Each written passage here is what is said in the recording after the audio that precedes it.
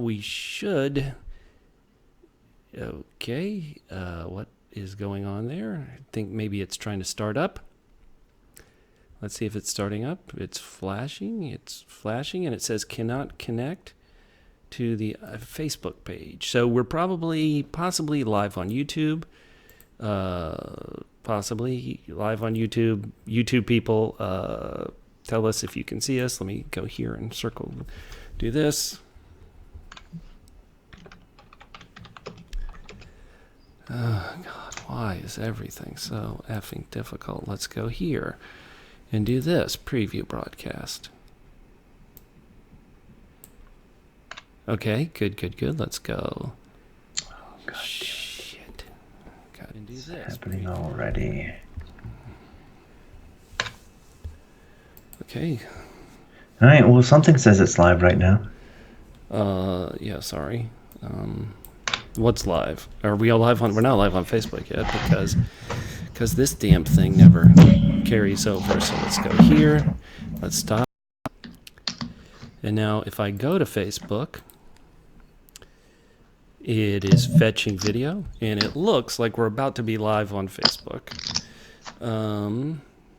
Fetching video. This can take a few seconds. Once again, if anybody's live on YouTube, which I have a feeling we're not actually live on YouTube. It says one watching. Well, that's good. Okay, so hey, you mean on YouTube it says one watching? Yeah. Okay, we are going to start being live on Twitter, and now we are going live on Facebook. Fetching video stream. Welcome everybody to the technical difficulties part of this show, which is always technically difficult. We are going to hit record on the recording so we can have this as a podcast that we're going to put up in a bit.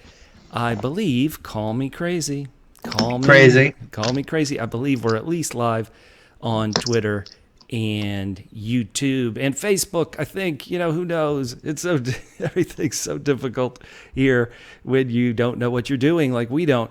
But we want to thank everybody for listening to us in this pre-show, not know what we're doing. So thank you so much. Let's go to Double P Media and see if we're live there. And if we look, we already got a comment on YouTube. Oh, great, YouTube person. YouTube always kind of starts automatically, which is wonderful. But because it starts automatically, it means like you have to hear all this other stuff as we set up Facebook and everything else. All right, so we got 5 people listening or watching or possibly cursing us on Twitter. I'm going to retweet that so everybody can see it. I'm going to go to Facebook and confirm we're live there. And then, believe it or not, we are going to start this up. I don't believe it. Listeners, because we're so swamped and the show has just ended, if you happen to know the episode title or want to guess what the episode title is, go ahead. I'm upset you didn't post my episode title last week. What do you mean? Oh, because you posted the real episode title instead of the episode title correctly was An Episode Has No Name. I was so proud of that. That is true. Okay. Oh man, everything's so difficult. Oh, wait, look. Okay, there's us live on Facebook. So you know what? Catfish, are you ready? I'm ready. Am I ready? Is anybody ready? Are you ready? All right, let's do it might be now 20 minutes after the episode. So let's Shayna Mason is ready. Let's do this. We love you. And we're going to be up in 3, 2, 1. Welcome to the Joffrey Podcast. My name's Bubba. And with me, as always, is Catfish. Catfish. We just watched Season 8, Episode 2 of Game of Thrones. An episode entirely in one location. We never went anywhere else on the map. There's nowhere else to go on the map. What is your ranking for Season 8, Episode 2, Game of Thrones? And if you have a title, we'll take that too. What is your ranking out of 10 for this episode? My title for this episode is Another Episode Has No Name. Oh, okay. And I am going to give this 9. I went back and forth. First I thought triple P's. Triple P's? Yeah, pound packing Podricks. He's been enjoying, I think Hot Pie must be cooking for him. But I settled on 9 triple B's. Triple B's? Yeah, blah, blah, blah. That is for all the talking that went on in this episode. And for a while I was disappointed, and then I realized, Realized. yeah. And this is just my trust in the show. Okay. This was a pause for the cause. And what was that cause? Getting to know everybody again before some of them die next week. Some of the people that we have known and loved are going to die next week. Oh, And yeah. Oh, yeah. so I enjoyed it. I thought this was the last, presumably, for me anyway, I hope this is the case. This was the last sort of catch up with everybody. We sort of tied up a bunch of things already. Not to mention that Arya tied up Gendry. Whoa. Hello. And so a lot of things got resolved this week. Unfortunately, Tormund didn't get to do the same with Brienne. But tried. We got an amazing story about Giant's Milk. So even though there wasn't a lot going on, when I realized where I think this episode is going to be in the run, I really feel like it's going to be action, action, action from here on out. And so that this was necessary. And again, really the only real thing that happened in the episode, except for, Gendry getting notch number 4 on his belt, was yet another thing with Jon's parentage that we get right at the end. Love it. Love it. But, love it. So love I gave it 9. For a while I was going to give it, I really was going to give it a low ranking until I realized what I think is about to happen. So, trusting that what this episode is doing and what the rest of the episodes are going to do, I give it a 9. Now, what about you, Bubba? What did you give it and why? Well, Catfish, like you, I kind of wavered back and forth as to what my ranking was going to be. But in the end, I settled on 10. Well, this is difficult. I had a bunch like you did. 10, what I like to call double O's out of 10. Double O's? Obligatory obituaries. Yes, we're getting to know these people before they die. But I also thought it could be 10, what I like to call double J's out of 10. Oh, double J's? Jailbait juice. That's what Arya was flaunting at Gendry, some evil jailbait juice. But I settled on 10 double B's out of 10. Oh, double B's? Well, here in the Game of Thrones community, when you hear somebody say double B, they're referring to Bran bait. Oh, they're using Bran to bait the Night King. I love that twist. I love everything about it. And it is slow. It isn't all in one location. This might be the least action-packed. I mean, I shouldn't use that phrase, action-packed, talking about this episode. But because I think for today through next Sunday, this will be the only time anybody watches this episode and doesn't immediately go into the next episode, I didn't mind it. I liked some of the reunions we had in this episode. I liked some of the discussions we had in this episode. And because I know next week we're going to the fireworks factory, I really, really enjoyed this moment we got with everybody. When they had that scene where everybody was around the table kind of agreeing, it was so unique to this show, which it never had everybody together, all agreeing, okay, this is what we're going to do. I loved it, loved it, loved it. I want the battle episode to blow me away next week, but for this week, 10 out of 10. I don't have a single complaint.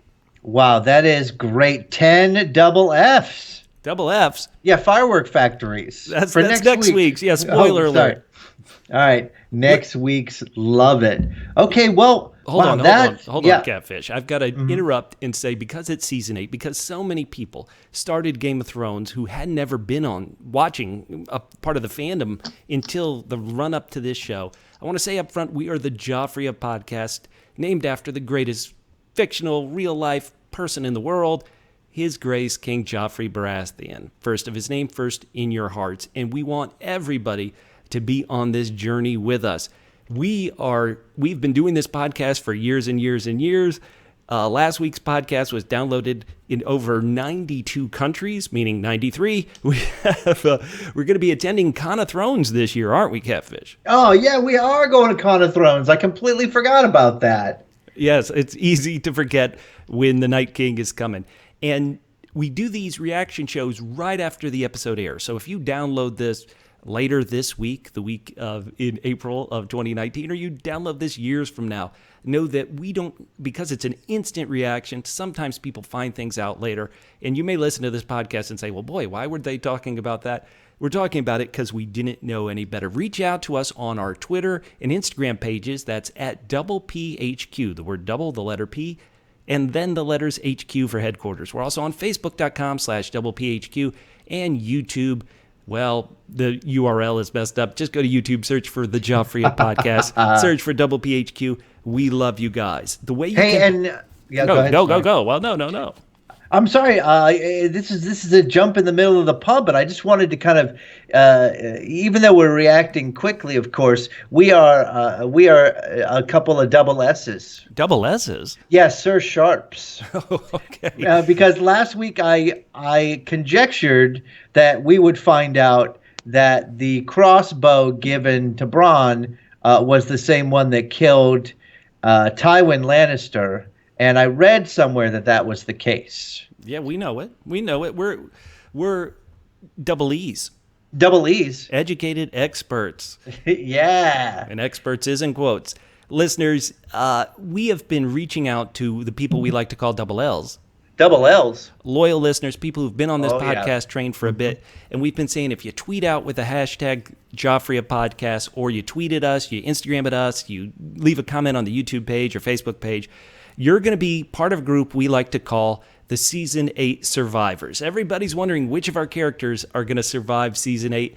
Well, our double L's, our loyal listeners, we have a new group that reached out to us this week, and we want to talk about them because they're going to survive. I'm going to go down the list real quick. We got Jacqueline Mewq at Mewq24 on Twitter. We've got Skylar at Adair on Twitter. We've got, spoiler alert, at Hamlet is Dead on Twitter, at EndlessMike03 on Twitter, at Hey Ref, our good buddy Sean Gregan, the wonderful, the only Patman Spedagle, at Patman23, at Jesse_Damplow. We've got a wonderful, true double E, educated expert on the Game of Thrones, at Shakes of Thrones. We've got a great horse follow on Twitter, at Amy Home Alone, at Nathan Dockin, at BTMac11, at Clobber Chop, at Seth Taco, Priscilla Valdair, Peter Connolly down in Australia, we love him, Braden McElhenney, Susan Monk, Thomas Clapper, Ron Rayner Jr., Conrad's, I can't pronounce your last name, Conrad. Cherwinski. Perfect. Tiffany Coates Goodman, Nikki Powell, Matt Foster, Nick Fortuna, Simon, and Jesse Jordan at Mr. Jesse Jordan on Twitter. So many people and Brandon McCauley, who was the word you tried to say earlier, and I don't even know what you said. So can you believe all these people are going to survive Season 8? It's a miracle. It is a miracle because I'm not sure who's going to survive the next episode. But it was, in addition to nice being able to catch up with everybody, it was sort of a nice tease. I mean, if you wanted to watch this episode again as a drinking game, you could go through and go, okay, and predict who is going to live and who is going to die. I think people who got their special moment in this episode, you'd be like, "Ooh, don't take a special moment. Don't take a special moment. That means you're dead. Don't take a curtain call, people. A double C." Oh boy, yeah. Some people like Pod, who got that singing moment, his Westeros idol moment there singing. I was like, "Oh boy, watch out there, buddy." Now, Bubba, a lot of people ask me. They say, the Joffrey Podcast, since Joffrey is the greatest character, living or fictional, it feels like there should be a kind of a worldwide appeal to the Joffrey Podcast. Mm-hmm. So they say to me, how many countries is the Joffrey Podcast heard in? 93, baby. 93. I love it. That's amazing. We need 7 more before Joffrey will come back. No, they keep teasing us so much. The way you can help us grow into other countries is to leave a review on the way you download or listen to this podcast and let people know. On the United States iTunes Store this week, we got 2 reviews. Catfish, you want to go through those real quick before we dive into the episode? Absolutely. The first one is by Cheap As, and the title is Double E of all GOT podcasts, 5 stars. Double E? Yeah, epically entertaining. Oh, thank you. Bubba and Catfish shown this formerly unstraightened supporter of the Surly Starks, the error of my ways. I'm now proudly and rabidly a fan of the one true King Joffrey. Their POV episodes of the various characters, but especially of King Joffrey, brings depth and clarity the yeah. show's producers and even R. Martin was unable to achieve, which is why there's so many people who have been deceived into being fans of the usurpers. This is and for some reason it's in quotes, must listen podcast. We know why. Thank you so much, cheap ass. Yeah. And the other one we have is by Scott from Wisconsin. We love Wisconsin. And he gives the podcast 5 stars. Woohoo! And accompanies that with some very exciting, praiseworthy words. Worth a listen. That was the title. He also said a real fun podcast, and the guys are super entertaining. Thank you so much, Scott. That is right. That is absolutely right. Well, there was a lot of blathering in this show, Catfish. Let's get to it. Let's jump in, unless you got any more announcements. We've been going through them. I mean, my only other announcement is that one of our real strong, loyal listeners, Michael Killey, who is going to be at the head of the season 8 survivors, still needs to feel some love from you, Bubba. He needs to feel love specifically from you. Okay, Mike. Mike, there's one way to do it. Force somebody else to write us an iTunes review. To mention him. Right. My good friend Mike Killey made me listen to this podcast. Amazing. Okay. All right. So, yeah, let's get into it. So I read something that said the credits were going to change every week. I tried to watch the credits. They seem to have this kind of gold kind of points on a map leading from the hole in the wall past Last Hearth down to Winterfell. I kind of lost them after that. Winterfell seems to this week, and maybe I just didn't notice it last week, seems to have like fire trenches dug around it, which I think is pretty cool. But other than that, I, on a first watch, did not notice anything different about these awesome, brand new for season 8 credits. Did you have any thoughts there, Catfish? I had 0 thoughts, and I'm ready to move on. Well, it's time for the trial. These Lannister boys, they like being on trial. We had the trial of evil Uncle Tyrion. This episode begins with the King Killer. Excuse me, King Slayer, Jaime Lannister. Any thoughts on how this went? I talked last week about how I thought certain things went fast. This went a bit faster than I would have liked. I would have liked more people ripping him a new one, but I did enjoy it overall. That's my overall thought on this beginning trial of Jaime. What about you? I did too. What I liked about it was that, the things that have made us like Jaime more, he was able to have people testify to that in this trial, right? So he's got Bran and Sansa on his side. So Daenerys doesn't have to listen to Tyrion. She's got 2 people who have no reason to lie to her, saying that he's kind of a trustworthy guy. And let's face it, I mean, they're right. She's right. They need every single person who's going to wield the sword. I mean, they got little girls with grayscale offering to fight on the walls. They need everybody.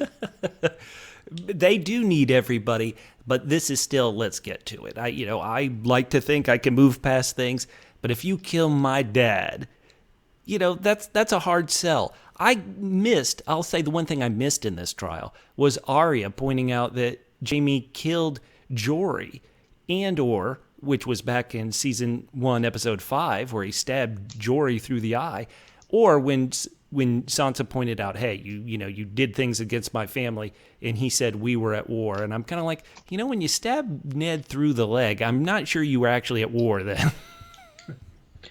He needed to be right. Bran cross-examined this guy, Bran. The thing that I thought was more interesting here, and they didn't kind of follow up on it, was that, again, I was a person who wasn't happy with the fight between Sansa and Daenerys last week, because I thought they would resolve it, and then they did, and then they didn't. They undid it right away, which I like better when we get to that. But what I thought would come up here was, it's sort of like Sansa makes the decision, and Daenerys gives her the side eye, but that wasn't really followed up on. In other words, like, I would have said, like we kept saying last year about Sansa, like, please don't say shit in front of other people. She kept on doing that to like knocking down Jon in front of everybody else. This one, she shows up Daenerys in front of everybody else. I'm surprised Daenerys didn't that didn't become a thing. They just moved on from that. They moved on from a lot of things. I mean, they have a little moment, but Jaime comes out and says, yeah, Cersei ain't coming. You're on his ships. She's got 20,000 soldiers from Essos, the Golden Company. And then his only defense is when Tyrion says, she fooled me. He's like, yeah, she fooled me too. Hello. Yeah, I mean, I don't know if you want to move on to that Tyrion and Daenerys scene after this. Well, no. Maybe in a sec. First, there's still wonderful things in this scene, especially Bran, whose contribution, the things. So good. Sorry, I hadn't written that down. I put Bran and then I put capital Y-E-S. Yes, Bran. He's still able to make some zings. I know. You know what? Sometimes, Bran last week, he was doing the, blink challenge at people where he would stare at them and they'd look away or blink. This week, he saw all the people dropping the mics last week, and he's like, I want to drop some of these. You know what's funny? Though, is, of course, we remember those things. But have you ever been in a situation, Bubba, where somebody says to you, like, God, I always remember this thing that you said a couple years ago, Bubba, right, that was so funny, and you don't have any memory of it at all, right? Never. So Bran goes. So I want Bran to say the things you do for love, and Jaime to go, huh? Hey, I'm on trial for my life here, kid. Quiet. Yeah. And whatever you're talking about, can you save it for later? Like he has no memory of saying that. Now, another thing that I have to be honest, I think Bran needs to jump in here for a minute. Brienne comes forward and she goes, I know Sir Jaime, he is a man of honor. I was his captor once. She was his captor? Meaning I guess she was leading him back to King's Landing, but I also kind of thought he was really, Catelyn Stark was his captor. I don't know. I'm accepting it. Yeah, no, it's all fine, but I mean, this is what we talked about last week. I mean, it's funny that Bran can kind of jump in and say certain stuff, but honest to God, no one needs to talk in the entire season 8 except for Bran. Right, exactly. Just turn Bran, true, false. Right. Any other information that might be helpful? Okay, good. Well, that would be a great episode. In fact, that's what they cut away from when Tyrion was like, oh, you've had an interesting journey. They cut away, and he pretty much put on the 7 previous seasons Blu-rays. He put them in and let Tyrion watch them. I wonder if he has any shame about the Hodor thing. That part Bran's going to leave out. That's going to be redacted. He's going to go, Attorney General Barr, please remove that part. Yeah. Sorry, there's a whole black section here. I just don't remember what's going on. Now, a couple of other things before we leave the trial. Sansa, after Brienne's impassioned speech, Sansa says, I trust you with my life. And it's a bit of a change because so far we've had season 6 of Sansa and Brienne and season 7. And in both seasons, Sansa kind of dismissed Brienne and sent her away and was like, yeah, I'm fine, later. And suddenly today she's like, if Brienne says okay, I'm okay. So I thought that was a bit odd, but once again, I gave this episode a 10 out of 10. I didn't mind it at all. And then the final thing, which was a big kind of through line of the episode, after the trial's over, Daenerys wants to talk to somebody, specifically her main squeeze, Jon Snow, and he's skipping away. He's trying to, he's trying to disappear. And he's trying to ghost after his direwolf, Daenerys. Oh, I like what you did there. And so, he's got shit. Well, what do you think about that? What did you think about Jon Snow ghosting Daenerys? Well, I mean, he has got to know. And again, these Starks sometimes, they are just dumb. They think, oh, everyone should have honor and everything should react to the same way to things. But presumably he's wised up a little bit. I mean, he's still alive. And he has got to know that she is not going to be happy about this. No. Now, irregardless of whether that means that he's the rightful heir, because we're going to have to talk about that scene when we get to the end, because I felt like he seemed a little confused or nonplussed by that, like he didn't realize the ramifications. But I don't want to jump to there. That's the only thing of consequence that happens in this whole episode. So let's not skip to it now. But Daenerys looks to her man, and I mean, his eyes are on the floor. He can't even meet her eyes. That's how much this has messed him up. And that leads into the scene where Uncle Tyrion, everybody, you listen to anybody's Game of Thrones podcast, and they're like, Tyrion felt so smart in those early seasons, and all he's done is make mistakes. And Daenerys calls him on it, and it's good. Finally, somebody calls him on it. You know what I mean? It's like finally somebody is saying to him, you just screw up. And just like she did last year, Daenerys is like, should I trust you? Should I trust you? Right. You're either you're stupid, in which case you're not going to help me win this war, right? Or you're a traitor. And we talked a little bit about this last season. We didn't know, how the end went with the conversation. We were, as an audience, we were deliberately left out of the end of the conversation between Cersei and Tyrion, where presumably she agreed to send troops. And I guess this is the first feels like to me this is the first we're hearing of at least what Tyrion's description of the end of that is going to be, is that she tells him she's changed because she's pregnant. So I have always taken Tyrion at face here, but I also have a hard time deciding. Like, he's always seemed smart to me, and I carry a lot of this over from the books. There's a lot of in the books, like, he is super smart. I mean, he's smart here in the TV show too, but you really identify with him, as a commoner reading, you identify with him because he's got the smarts and he's got everything else. It's just because of his birth and what happened during his birth that he's been shunted off to the side. But I mean, I have a hard time believing that he's so stupid that he's not being a traitor. Like, I think this is a real honest discussion we could have. Okay, well, do you want to have, you mean the characters on the show could have it, or we could have it? Let's discuss. No, we could have it. Double T. Yeah? Double T? Traitor Tyrion. Yes or no? Is he doing this on purpose to screw over the Mother of Dragons? What do you think? I just can't see it, but I also can't see him being stupid. I get, like, either answer seems horrible to me. Well, okay, which answer is the most horrible?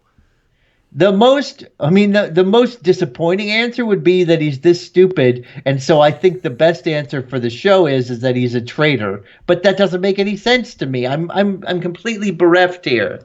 Well, we're gonna have to see. If it's okay, let's go ahead and follow this thread of Daenerys questioning her main advisor Tyrion, and jump ahead in the episode to about jump ahead in the episode to 19 and a half minutes in, when Daenerys appears to be in her own chamber. She's looking into the fire and almost has tears in her eyes when who comes in behind her? Sir Friendzone. Sir Friendzone, this isn't office politics anymore. This isn't him angling to be hand of the queen. It's him coming in and saying, the guy who screws up so much, give him another chance. Yeah, it's completely weird. I liked it, though. Sir Jorah, he seems honorable nowadays. I guess that's what happened. He does seem honorable. I just don't. I'm confused about where this whole plot line is leading, unless it's that Tyrion is actually being a traitor somehow. Do you want that? Do you want the double T, traitorous Tyrion? I do. Let's have it. I'm all in. Let's do this. Okay, she's got to be betrayed, House of the Undying book readers. No, she's got some betrayals to come, and so we'll see. Sir Jorah comes in, and this is something I really, Double L's, loyal listeners, newbie fans to the Joffrey podcast, I want your opinion on. So Sir Jorah comes in, and he's like, I spent a trip from Volantis through the ruins of Valyria to Slaver's Bay with him. I wanted to kill him and throw him out of the boat 1,000,000 times.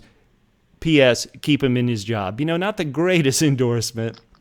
But then, listeners, are you okay that it seems to be Sir Jorah who convinces Daenerys to, hey, go to Sansa and give her a shot? I thought that was interesting. I wonder if some people who are very sensitive about this, and I'm not saying they shouldn't be sensitive about this, if it's, it took a man to bring these two powerful women together, where I read it as Ser Jorah is somebody she really trusts. And sometimes, you do need your friends to point you in the right direction. But what did you think? I like that Jorah is, what's happening right now is that he's not Hand of the Queen, but because he's not Hand of the Queen, he hasn't disappointed her the way Tyrion has. No, seriously, honestly, and so the fact is, maybe he feels like this needs to be told to her, but she's not going to hear it from Tyrion right now. So it's a good move for her to, the reason why she was stuck over on the other side of the ocean was because she was supposedly learning how to be a leader. Now, again, we didn't see a lot of proof that she learned much, and she's still showing that she's got a real heavy touch when it comes to certain things. Specifically, this scene with Sansa. Yeah. Well, let's get to it. I do want to say that one thing I had never really considered, Daenerys called this argument that Ser Jorah is making, Ser Friendzone is making, she called it, "You're defending the man who took your position." And I guess for whatever reason, I never really took it as Ser Jorah was Hand to the Queen, even though I guess he was Hand to the Khaleesi, but I never really took it that way. But the way that she specifically framed it that way, I thought that was very, very interesting. And so, yeah. His real response should have been, "Jon Snow is the one who took my position." Missionary. Now, moving forward. All right, now the Mormonts, they like it the old-fashioned way. Moving forward, let's get to this showdown of Daenerys and Sansa. And I do have to point out, if everybody go back and download our 8 top characters heading into season 8, we talked about who? Jan Royce. And Jan Royce, man, he's getting screen time. He's had more lines and scenes than a lot of characters, actually. He's in here talking to Sansa, getting advice from Sansa. He's from the Vale. That is a different kingdom than the North, and yet he's still talking to Sansa. I love it, love it, love it. Way to go, Jan Royce. Way to get into those scenes and get these SAG credits, buddy. Yeah. Yeah, well, she, first of all, she doesn't have a lot of people. She has empty positions to fill. Second of all, I think she appreciates how he dissed Littlefinger there at the end when Littlefinger was looking for him to get out of there. Love it. The other thing I'll say is, and you know what, honestly, I don't make a lot of comments about the costume on this show, but Sansa's bondage gear tonight was top flight. Oh, you liked it? I mean, wowza. She is looking very sharp and ready to punish someone. She's down in the dungeon, sex dungeon, with that outfit. Let's be terrible listeners. Feel free to write us and hate us, but let's be terrible men. You have 2 absolutely stunning, gorgeous actresses here. You've got Daenerys in her let's remake the 80s shoulder pads outfit, and we have Sansa in her black leather with her infamous chain outfit. Which one's the best, Catfish? Which one wins Miss Westeros? Leader of Westeros, however you want to say. What do you think of these outfits? What do you think of these 2 lovely actresses? It's Triple S for the win. Triple S? Yeah, sexy Surly Stark. Oh, Sansa, so good. Yeah. Now, see, what was funny was I wrote in my notes here, see, they made up, and all that stuff was ridiculous that happened last week. But I actually, right away, like this a lot better for some reason this week. Because when it comes down to it, for the first thing is, Daenerys very smartly disarms Sansa by saying, you think I'm leading your brother around? I'm here fighting with my dragons. I'm here fighting your war. So I thought that was a really smart thing to say to her and correctly disarm Sansa. Yeah, but when the rubber hits the road, Sansa's concerned about and who again, I don't know. The stupid Starks are always worried about honor and everything has to be right. And my more concern is, let's jump off that bridge when we get to it, who's going to rule the Iron Throne, etc. Because going to be a lot of people dead between now and then. So let's not worry about that now. Stop talking about Podrick. We'll get to him. But I want to get to this. Number one, you are absolutely right, Catfish. That twist where Daenerys says, oh, you think I'm leading him around? through romance, he's leading me around. I loved it as well as you did.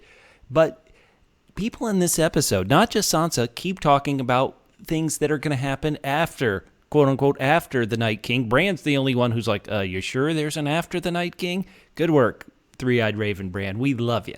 But Sansa's, what about the North? What about the North? It really reminded me of Yara Greyjoy way back in the end of season 6, episode 10, the great episode, The Winds of Winter. Yara's like, yeah, I'll join you. I could marry you, Daenerys, if you want to, but the Iron Islands need to be an independent kingdom. And Daenerys kind of said cool with that. And I wonder if by breaking the wheel, it's like, I'm queen of the 7 kingdoms, except none of the 7 kingdoms have to follow me. She's kind of given it all up, and I wonder if that will happen. So I liked that Sansa was like, what about the North? What about the North? I like that. Good Sansa Stark, in my opinion. I liked it a little bit better here. It kind of made a little bit more sense. And you see where they could be compatriots. They're at odds. They're at odds like you and one of our loyal listeners, Dooley's left legs, is at odds because you refused to put him on the survivor list, and he's afraid it's going to be him and Jaime Lannister hand in hand, or hand in gold glove. Listen to me. You know what? I'm down with it. Let's keep following Daenerys. So she has at least thawed. They're in the North. She's thawed Sansa a bit, right? And they've left it at an impasse. Okay, what about the North? What about the North? And Daenerys, wait, hold on. Before we get past that, yeah. Of course, we've got to talk about, it's midnight at the Winterfell Apollo, where she says, I only loved one other person like this. Oh, yeah.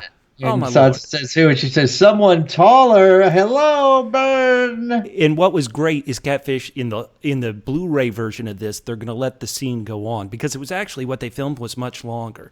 So Daenerys said, I've only loved somebody. Sansa's like, who? And she goes, someone much taller.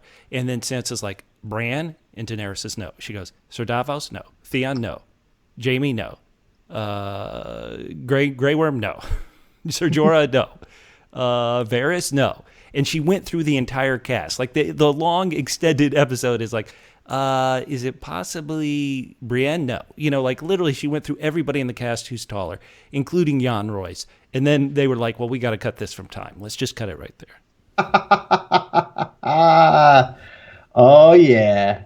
So their meeting gets interrupted. This impasse about what about the North gets interrupted because who comes slinking back in his, in his lousy ironborn clothes, but it's Theon Greyjoy. Now this scene, he comes and tells Daenerys the good news. Hey, Daenerys, I've rescued Yara. She's going to go back and reclaim the Iron Islands for you.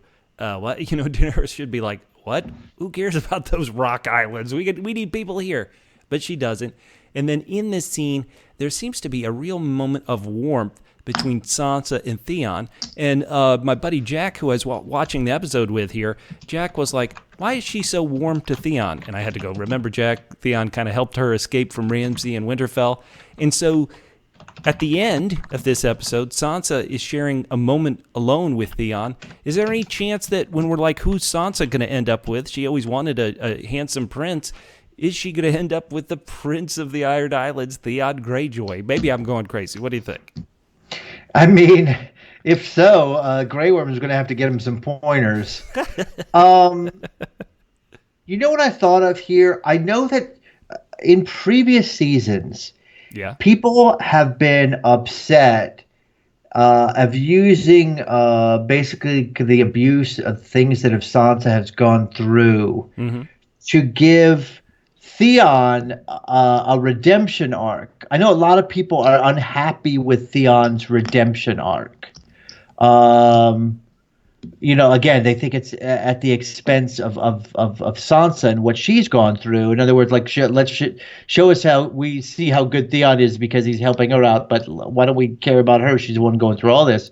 But I think, considering the slack we've given to other people, Jaime, etc., that Theon's redemption arc is important. Okay. And I actually got a little emotional in that scene to see Like for Sansa, like that was probably her most emotional reunion with anybody, Oh yeah, you that's know? true. So for me, mostly because of like obviously how much Theon meant to her, that that made it more important to me. So I thought that was interesting. Okay, so let's skip past Daenerys is there at the kind of group meeting where they all look at the battle plans and learn stuff. But let's jump to the next kind of big Daenerys scene, in my opinion, and that's where she finally goes to seek out her nephew in the crypts, Jon Snow. And this is the, timing is everything. Timing is everything. I heard some people were upset with the timing of Jon Snow riding a dragon last week. The timing of, oh wait, Sam is telling Jon Snow about his true parentage when Sam's really PO'd. Jon is telling Daenerys his backstory right before the war to end all wars. Let's get to this scene. It's almost the end of the episode. What did you think of the aunt and nephew lovers who, when they find out their aunt and nephew, seem much more concerned about who's in charge of the Iron Throne?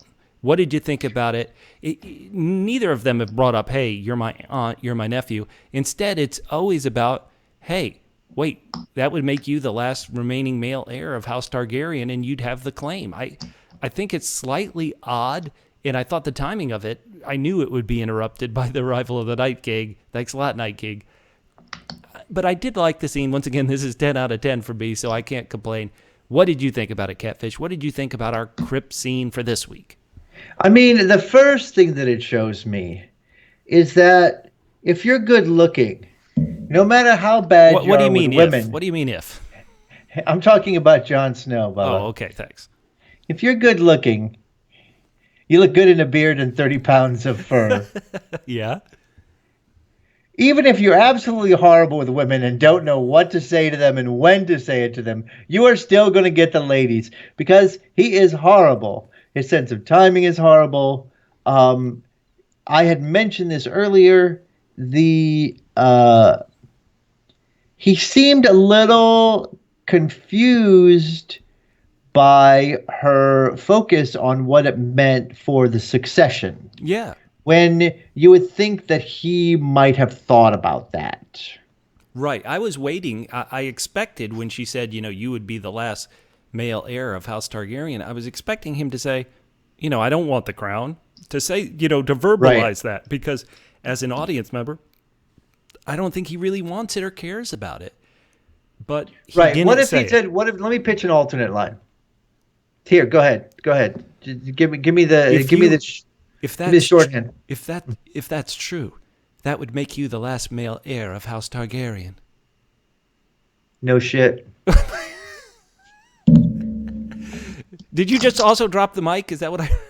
Neil! Yeah, I mean, he just... this is partially Sam's fault. Sam's got his own issues, so Sam goads him into talking to her when, once again, not a great time. I guess he could say, well, I was hiding and you found me and you forced me to, but still not the best time. It's super funny because, as you said, this is something that goes throughout the episode where those of us who are audience members are like, guys, like, don't you recognize how severe this threat is? Like, why is all this talk about what happens afterwards? Can we just focus on the undead walking towards us? Nah. Daenerys, who told you this? Jon replies, Bran. She's like, he saw it. Jon says he saw it. And then he says Samwell confirmed it. He read about their marriage at the Citadel. And Daenerys, there was already a trial, but she starts cross-examining it. A secret no one in the New World knew except your brother and your best friend. How convenient. Yeah. Doesn't this seem strange, jury? If the nephew doesn't fit, you must acquit. Yeah. She was all double D in that one. Double D? Yeah, denying Daenerys.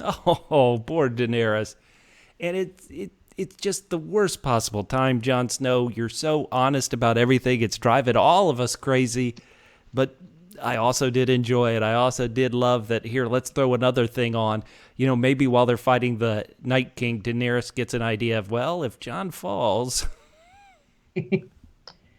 I mean, I think maybe, what George R. R. Martin is, trying to show throughout this whole thing is that people's petty focus on power really stops them from doing other important things and actually makes them do destructive things. So, okay, message received.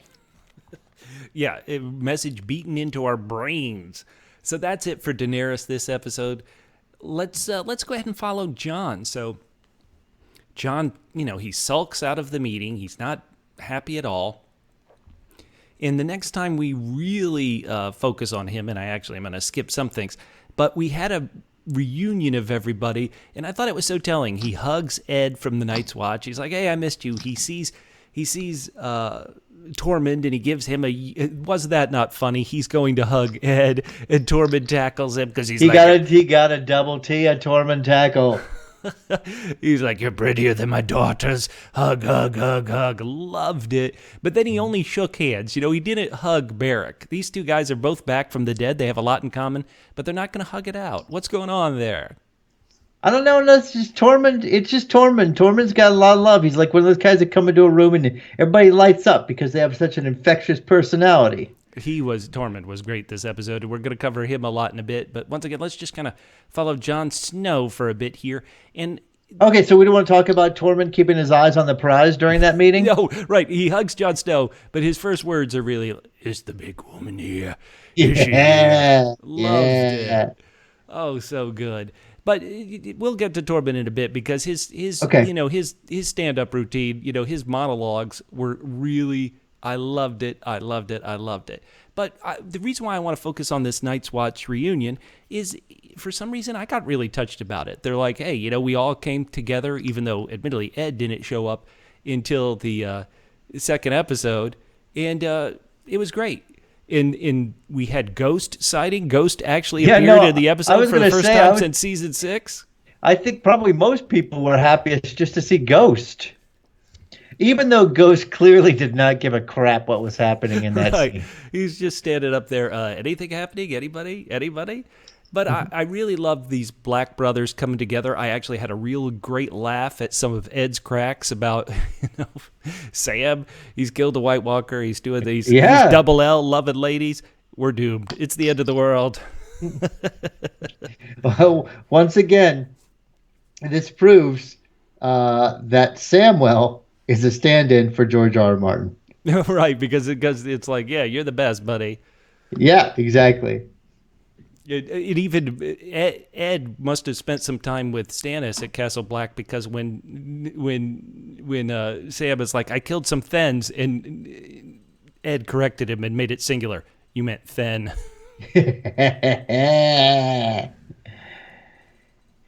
Hey, the only thing Sam has done in multiples is book stealing.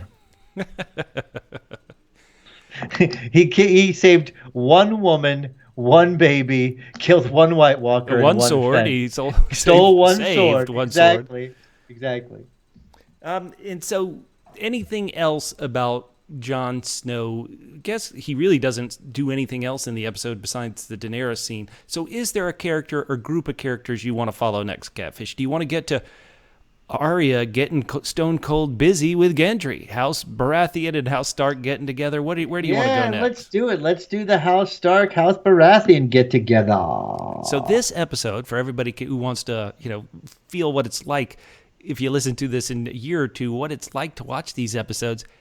Here, it airs at 9 p.m. East Time in the United States. And about, I almost want to say 10 or 8 hours before this, the episode leaked online. What people said is that HBO Germany accidentally put it up early and people were leaking things. And one of the things I read was that Arya was going to get busy with Gendry. And I was kind of like, what? Huh? This is a quick, hey, let's do it because the world is ending. But it's still, to me, I know you mentioned last week that she's actually 23. Well, no. I think she's 22. Sorry. In real life, I think she just turned 22, so she would have been like 21 when she filmed this. But it still is a bit odd to watch, isn't it?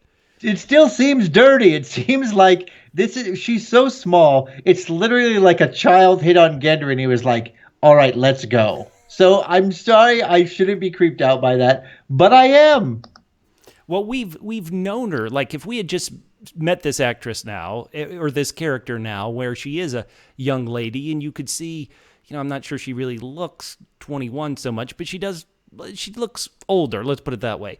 But she still looks like 15 to me. I swear to God. Okay. Well, I'm saying, this is 15-year-olds.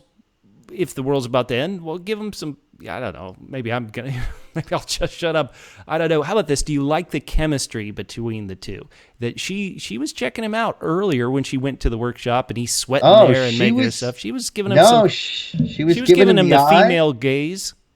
Right. She did a little flirting with him by throwing knives. That's always sexy.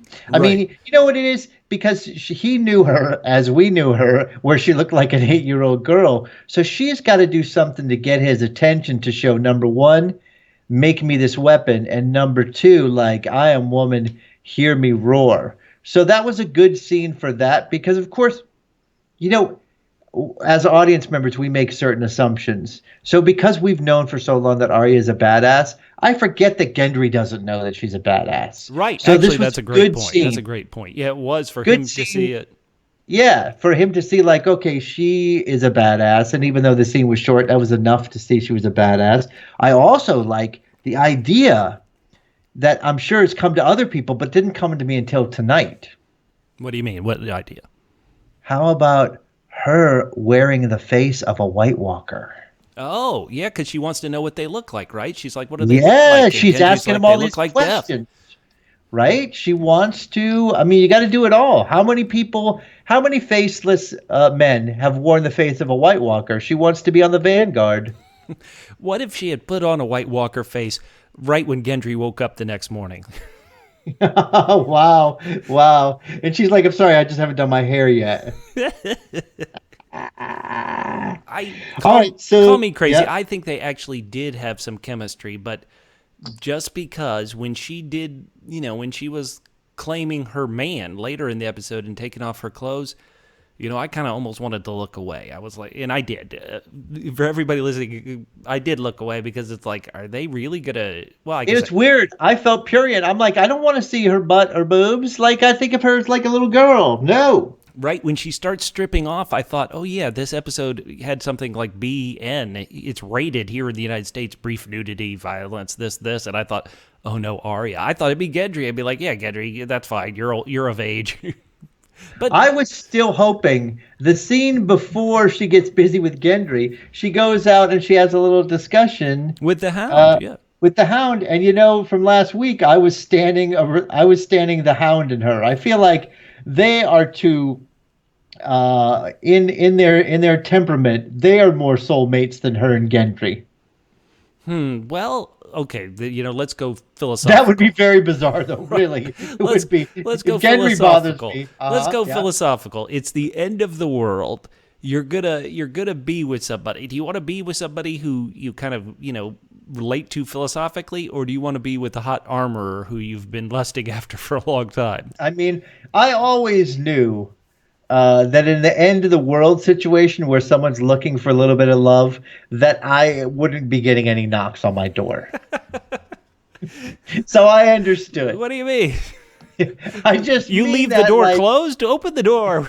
No, I would open the door to no one there. Oh, okay. They would be at the hot guy's house, not my house. It's a faceless man to no one. Who's there? No one. But last week I thought the Hound and Arya were going to hug it out. This gave me kind of what I needed. Even though the Hound is still the Hound, he's never going to change. But this gave me what I needed because she's like, hey, you've joined the Brotherhood. You're here fighting for somebody other than yourself. And he says, I fought for you, didn't I? And that was kind of the warmth I wish had been in last week's episode, but now that it's here, I really liked it. Beric comes up. It's a nice reminder to the audience that, hey, Beric and Arya actually met each other and had some time together at, in the third season, and so I like that as well. But she calls them old, #olds. The Hound is even like, was he on your list? And she's like, well, for a little bit, Was Gendry ever on the list? Gendry now is the new list. Yeah, exactly. He's the complete list. There will be no games of what I like to call Hound in the middle. Okay, we have got to we've got to get away from this because we're really going crazy. Does this here? You know, we've been talking about certain characters getting their moment in the spotlight because it's going to signal it's the end. Does this for Arya and Gendry, the fact that they went and did it? Is this a horror movie that because, you know, some characters had sex, they're going to die? What do you think? Was that in any way signaling either one could bite the dust? I mean, you called this out earlier. Practically every scene is a scene in a regular series where you'd be like, oh my God, we had that scene. That means at least one of these people is going to die. I'm telling you, could make a drinking game out of this. The sex that's a horror movie, but for any other kind of drama or when there's people in danger, when you have these like serious conversations, I mean, anybody could be next. I felt it's almost a game on their part. Like, you're not going to be able to guess who's going to die because we're going to give everybody their shining moments. Well, I would think in this short scene between the Hound and Beric, even the Hound's like, you keep wondering why the Lord of the Light brought you back. The Lord of the Light, if it has a purpose, it brought Beric back for a reason. And I always have thought, maybe this is based a bit on the third book, that the reason why it brought Beric back is because it wants him to, breathe his last life into somebody else who's dying. Who could that be? Maybe it's the Hound, now that they're seeming to pair up in this upcoming battle. Do you want to see a brought back from death Hound battle his brought back from death brother, the Mountain? Is that what we're setting up? I love it. Let's do this thing. I mean, I don't know. This is crazy. There's 4 episodes left. How do we even get to Cersei and the Gold Company? Like, this is going to be there's going to be a lot going on. How about this? Is Cersei going to be in next week's episode? She wasn't in this one. Next week seems to be the entire battle. Has Cersei won? Is this the smart move? Oh, absolutely. It's a smart move because this is the move we've been saying that Joffrey's going to do, is that he's going to pretend to be dead. He's going to duck out, and he's going to come in and let 2 groups fight and then pick up defeat the scraps of whatever's left. Yeah. Okay, so we've touched on Arya getting busy and learning that the guy she has a crush on was Robert Baratheon's bastard. We've talked about the Hound and Beric. Where do you want to go next? Do you want to go back to the Kingslayer? We started with his trial. He was all over this episode after not appearing in the original episode. Oh yeah, now we got Bran and Jaime, we got Tyrion and Jaime, then Brienne and Jaime. Let's go through it. Jaime and Tyrion, we got a lot of it. And I think people who love Jaime and Brienne, number one, they love the trial, that Brienne stood up for him and defended him, all that stuff. I think they love that. But seeing the 2 brothers back together, I mean, they had several scenes back together, walking through the Winterfell courtyard later on. I love one of the things evil Uncle Tyrion said, where he was like, I wish Father was here so he could see us dying defending the Winterfell. That would cause Tywin, to roll over in his grave again. But let's get to it. It turns out, this was it's funny because, there is so much talk of how we're going to die in this episode. Everybody thinks they're going to die except for Daenerys right. and Sansa, who are still plotting the after effects. Well, I mean, we assume, right, this is going to be episode 3. Not a spoiler or anything, but we assume that Winterfell is going to fall, and then there's some people are going to get away. Maybe Tyrion's right. Maybe they live. Maybe they win somehow. Maybe this Bran bait plan works. But before we get to the battle plans, which I promised listeners we're going to cover, last week ended on Jaime and Bran. Bran has been wheeled out to the Weirwood here, the Godswood, this tree, and he's just left there. Do you think the people who wheeled him out there are like, should we stay? Should we go? Three-Eyed Raven's like, later.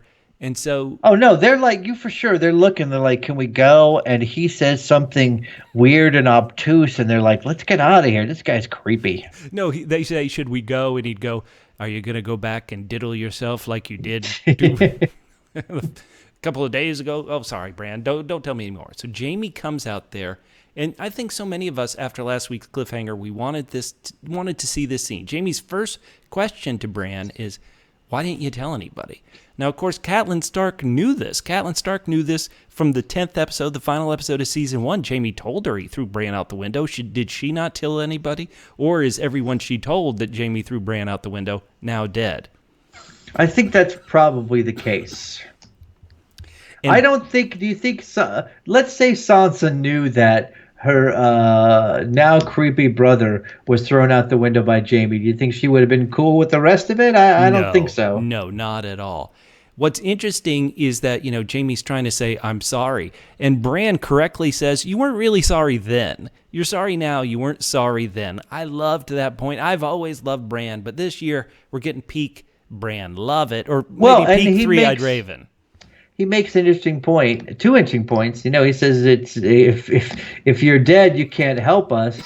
And the other interesting thing he says I thought was really cool and obviously very forward-looking, as Bran is, since he doesn't have human emotions anymore. He says, if you hadn't done that, we wouldn't be the people that we are today.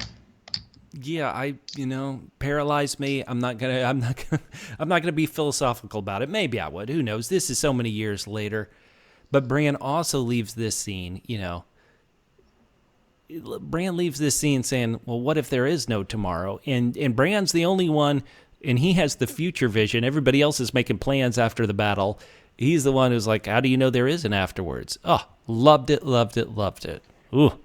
Yeah, more people should listen to Bran, and maybe they wouldn't fight so much about stupid shit. Is that foreshadowing, though, that Jaime's going to die? He's like, why do you think there's going to be an afterwards? For you. You're dead, dude. No, I think he's talking about everyone. I still tend to believe Bran is, besides Jon, it may be Daenerys, are the only people who still are aware of how dire this threat is. Okay. So, once again, Tyrion and his brother Jaime, they're getting spit out by Winterfell soldiers, and nobody likes them. And they start talking about things. And one of the things I thought that was really stone cold was Tyrion, telling Jaime, you knew who Cersei was. Don't pretend you didn't know who she was, and you loved her anyway. Ouch. Oh, so good. So good. But I think that's, it's sort of a little bit of a diss, but it's more just like, whatever. You can't help who you love. But it didn't, for some reason, the way that Tyrion said it, it didn't seem as accusatory to me and just sort of like, that's the way that it goes. So maybe I was just misinterpreting there. They have the debate if Cersei's lying about the baby. Jaime believes it's real. I have to be honest, I do too. They go up on the battlement. They have some more talking. Jaime totally gets distracted from Uncle Tyrion because he sees Brienne out there. He goes out there, sees Pod learning how to fight. Pod, you are so dead. Pod packing on the pounds. Right. And then Jaime goes out there, and in the second great Jaime and Brienne scene of the episode, he hems and haws a bit, but he's really just trying to say, hey, I'd be honored to fight for you. And so he knows that he, as the one-armed fighter, he's going to be under her. Not sexually, people, but he's going to be, he's going to be under her. He's involved in the other potential three-way in this episode as well. So for sure, there could be something there. But I liked it. I loved it. All these people are getting moments. Once again, I think Pod getting so many moments, I feel bad. I feel real bad for Daniel Portman, the actor who plays Pod. I think he's in trouble. Jaime, I think there's a chance. I would think he does survive this somehow. I think he's got to confront Cersei. But I don't know. Bran gave me some scares there with what makes you think there is afterwards. So Jaime ends up with Tyrion again. So he left Tyrion to talk to Brienne. He ends up with him again as they decide to, sit by the fire. Everybody else is out in the cold. And they're like, you know what? Let's us sit out by Let's have some wine. Let's do this. Yeah, let's get crazy. Let's tell some family stories. And then they get joined by just a truly odd group of characters. And I loved it. I loved the fireside chat of it all. When would you ever have a meeting of Tormund and Jaime with Tormund totally turning on the charm for his crush for his love, Brienne. Oh, completely. And the funny thing is, I mean, Jamie, I don't think Jamie, it's not a love thing for Jamie towards Brienne, but he respects her. And, it's funny when they were showing this scene, like, instead of him watching Tormund, which I would be doing if Tormund was telling a crazy story, Jamie is watching Brienne to kind of like see what her reaction to it is. So for sure, there's it's an unrequited love. It's a two-way unrequited love. Brienne's for Jamie and Tormund's for Brienne, for sure. I gotta say that the great Twitter follow, the Arya of Susans at Barbasue on Twitter, she said that she was listening to us live, but she had to jump away because of bad Wi-Fi. But she wanted us to talk about the double T. Double T. Thirsty Tormund. Oh, man. Oh, man. Well, now, but what was she talking about? Him completely draining his horn or suckling at the teat of a giant for 3 months? Because either way, he has a thirst for life that is unmatched on this show. Oh, when he was dribbling the goblet or whatever, the horn of ale or who knows, fermented, milk or whatever it was he was drinking, that was so wonderful that it poured all over him. My buddy Jack, who I was watching it with, he just started howling. He loved it. It was almost like, and I feel terrible for Jack, he saw Tormund and he's like, that's a role model. He's like, that's how I'm going to live my life. Podrick sings a song about, I believe, and I'm just blanking real quickly, I believe it's about Jane of Maidenpool, who had a Jonquil. I'm getting some of the lore messed up, but Podrick had a wonderful singing voice, and that is what you want to do. You want to sing a real lovely song before we all go out and die. What'd you think? I think it was okay. I mean, but really to me, what was powerful about this scene, and more damning than having the first sex in your life as to your fate, is the very moving thing that happens to Brienne in this scene. Yeah, and Jack, my buddy watching it with me, he turned to me and he goes, is this the first time we've ever seen anybody knighted on this show? And I'm pretty sure it is. It's we saw Brienne swear an oath to Sansa, and earlier in season 2 we saw her swear an oath and kind of swear herself to Catelyn Stark. But this, I'm pretty sure, is the first time we've seen somebody knighted, and I loved Tormund got off on it. He's like, if I were king, I would knight you. And Jamie's like, well, anybody can be knighted. I kind of thought Jamie should have knighted everybody in the room. Like, he's like, hey, Pod, come here. I'm going to knight you. Tormund, come here. You're going to be knighted. It was nice that it happened to Brienne, who's been living that stupid code and honor for her life, and to finally get some recompense for it. That was beautiful. It would have cheapened if it had been like, Tyrion, get up here. Well, he's like, Tyrion, you don't have to kneel. Just tap your shoulder. Oh, what's funny is they do all these Jon Snow short jokes, but nobody slams on Tyrion anymore. That's good. I love, spread the wealth is what I say. Yeah. Oh, all right. Well, you know what? Like from my notes, I'm not looking at the callback. It seemed to me there was only a few other like random things that happened that were kind of slightly interesting. It was all kind of like small pieces. So, do we want to talk about like little glimpses of things that I noted that were important, that I thought were interesting? Yeah. Jump through some, and then okay. So we have. Oh well, first we have what was a really fascinating callback was. When Sir Knuckles was like arming people for battle, and the little girl comes up, and of course, with the grayscale on her face, of course, you cannot help but be reminded of Shireen, who he cared so much for. Right. Now, I have to say, I kind of thought it looked maybe like more like a burn mark or just a scar than grayscale. But you're right. This was a total callback to Shireen Baratheon. The little light of his life, pun intended. Yeah, and the little girl was she was so cute. She was so brave and cute. And then Gilly takes her away. It was Gilly who took her away, right? With the excuse, I need you to help guard me. Defend us down in the crypts. Yeah, I thought Gilly was great in this episode, her first appearance in season 8.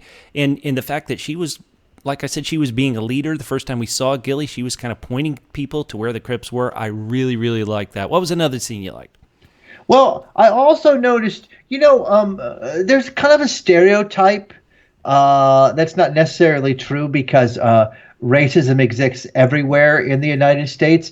But there's a stereotype that it's particularly egregious in the South, whereas clearly in this world, up in the North, racists, the Winterfellians are racist. The little kids. No, it was so uncomfortable, terrible. It's really mean. And so, of course, Grey Worm comes up to. They shun Missandei, and then Grey Worm is like, well, it's funny. He didn't say, like, let's get out of here. These people do not appreciate it. He's like, she said, don't you want to go anywhere? And she said, the beach. And he's like, hell yes, let's go to the damn beach.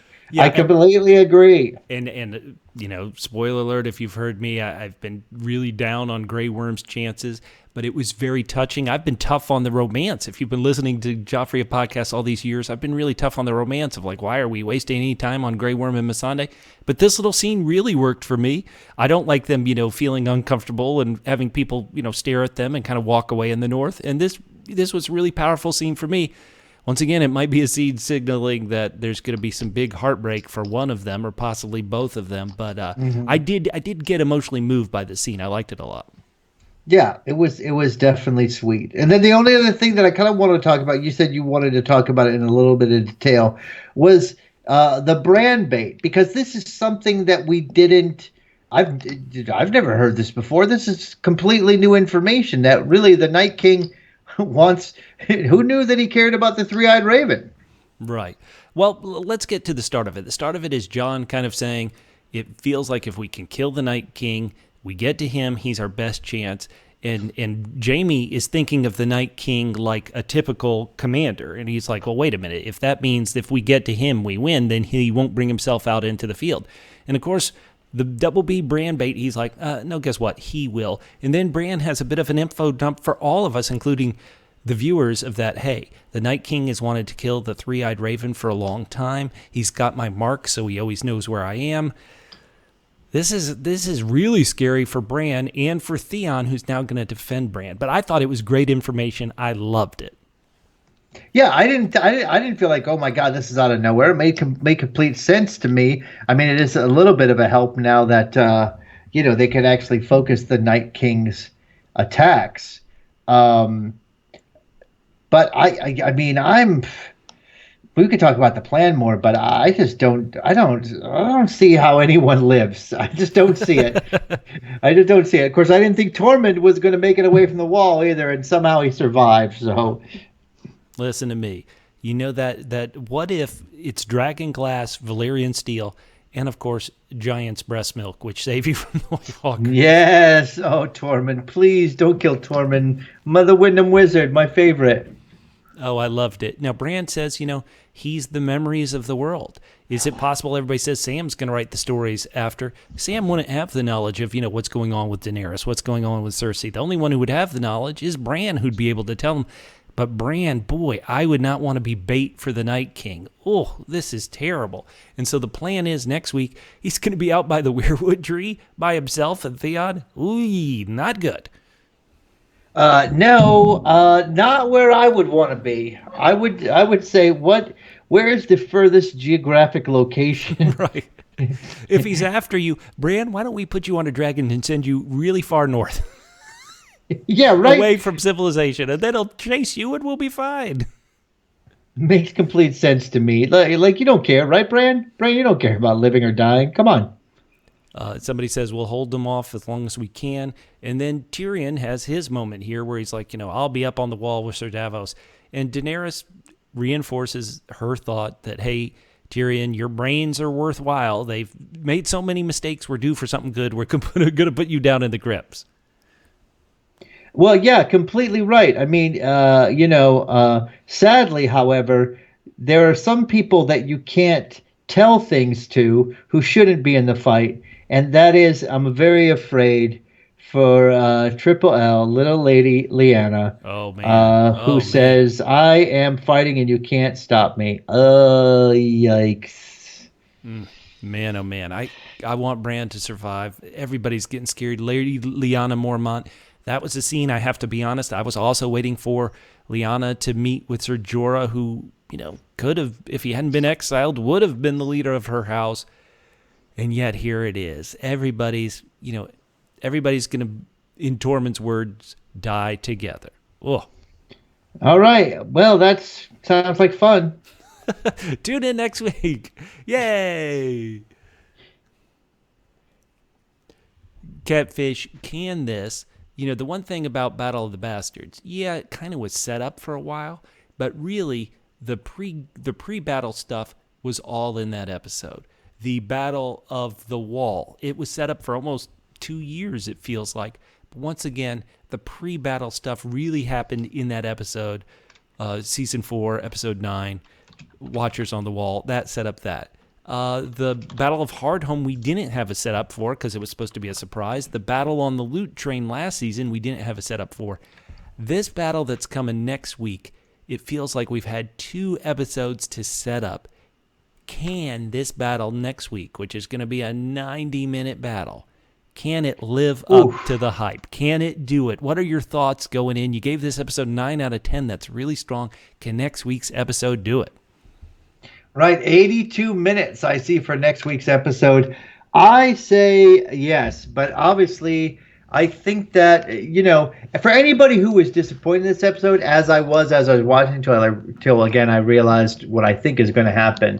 I mean, we're going to lose some people next week, and we're only going to have a little bit of time before we get re-engaged back in the battle. Like, we're going to lose a few people next week that we care about, I presume. All right, how about this? It's not going to be in the last 5 minutes. We're going to lose some people early throughout the battle. Yeah. Well, let's get to it, Catfish. Let's be especially morbid, and loyal listeners, I want you to join in on this too. What is the named characters we know? What is the over-under on the number who are going to die? More than 10, less than 10? What do you think? Oh, no. I'd say less than 10. Yeah, I'm thinking that way too. For people who are like, how is that possible? I would go back to George R.R. Martin's books. How many named characters that we knew their names, died in the Battle of Blackwater, episode 9 of season 2. Really, just Davos' son, I think, is the only real named character we knew who died. Who died in the Watchers on the Wall that we knew? Well, Pip and Gren, we knew them, but they were smaller characters. The Thenn, we kind of knew his name. Ygritte, certainly a big character, but once again, there weren't a lot. How many people died in the Battle of the Bastards that we knew? Rickon, okay. The Giant One, sure. And Ramsay, sure. Otherwise, there weren't a lot of people dying. And so despite the fact that I think a lot should, I think next week's number of total casualties will be under 10. That is my prediction.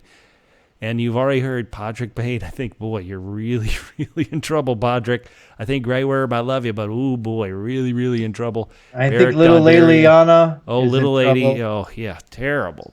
Ooh, they kept showing. What's funny is in this episode, they not only was our boy Jan Royce all over it, but they also showed little lady Karstark. I believe it's Alice Karstark. Don't hold me to that, but I believe that's her name on the show. Yeah, she didn't get any lines, but she was there. Yeah, I think... So maybe 10, maybe 10's the perfect number. Listeners, reach out to us on Twitter, on Instagram, at DoublePHQ, Facebook.com/DoublePHQ, YouTube. We apologize. Just search Double P Podcast, Double P Media, the Joffrey Podcast. You'll find us. We want you on this voyage with us. Catfish, anything else to say as we wrap up this really good episode, in our opinion? I mean, nothing else to say about the episode, but tonight is a special night.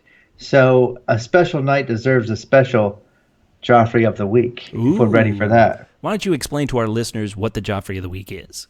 Well, for those of you who are new to the podcast and only have showed up because finally you realize that Joffrey is the most honorable, the most decent, the most intelligent, the most handsome, the most thoughtful human that has ever existed, real or fictional. You finally have come to this podcast and you realize that, and you say to yourself, oh, God, I just can't imagine being like Joffrey. Right. There's too, It's too much to aspire to. And I agree. So every week, what we try to do is we try to bring up people, either real or fictional, or sometimes ideas or thoughts, seasons, that embody Joffrey, at least in some small way, so that you could try to ape at least, maybe you can try to pattern your life against, on these people, because you can't pattern your life against Joffrey. Just no one can be that good and amazing. Nobody.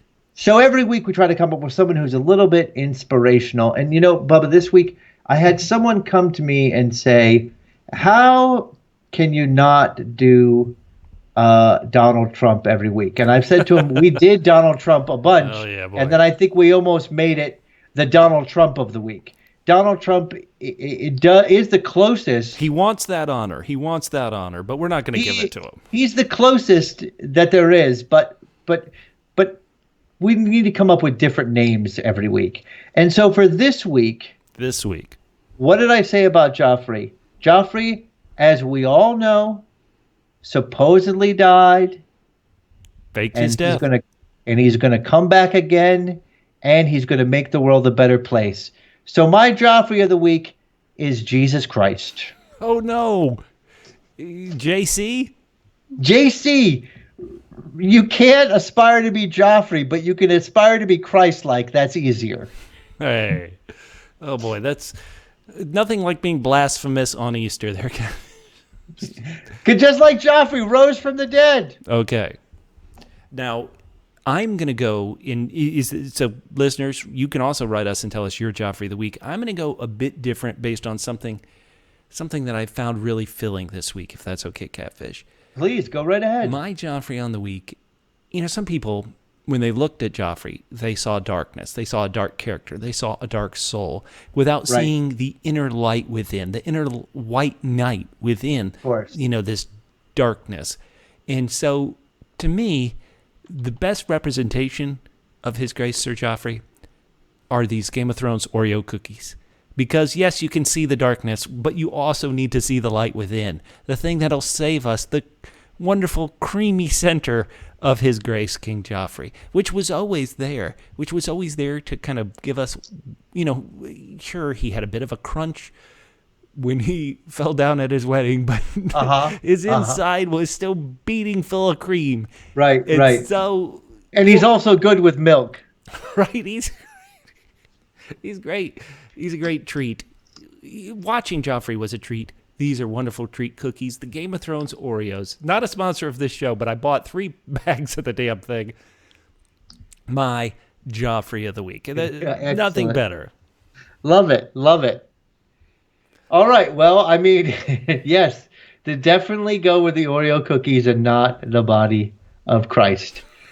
All right, so There are only 4 more episodes next week, but there's a special treat next week. Oh, there is.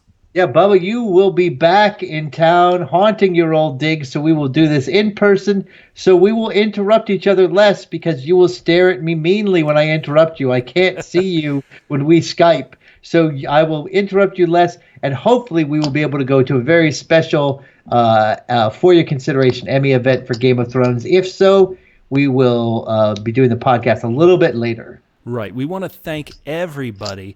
I want to just go ahead and shout them out. We've got somebody whose actual name is follower on Twitter, Matt Papa. We've got a lot of people tweeting out, thanking us. I can't jump in and see right now the people on YouTube who are watching as we do this live, listening as we do this live. But thank you, guys. We do this live after every show. Next week might be a little later than normal, but every show after that, meaning the final 3. As soon as the episode ends and as soon as Bubba can get this technical stuff working, we're going to be going. We're going to be rocking. We want to hear your thoughts. Tweet to us at DoublePHQ, Instagram at DoublePHQ, Facebook.com/DoublePHQ. Leave those comments on YouTube. Oh, wait, here's some. Okay, we got John Wambacher. We got Mark Walker. We got so many people. My eyes are going bad. I can't read them all. But definitely join us on this fun, on this last 4 episodes. Boy, next week, It's going to be great. It's going to be great.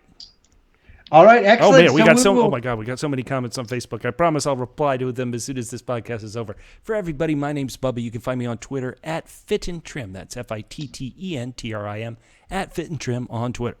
And I'm Catfish. You can hit me up at CJGman67. And we will talk to you next week on the Joffrey of Podcast.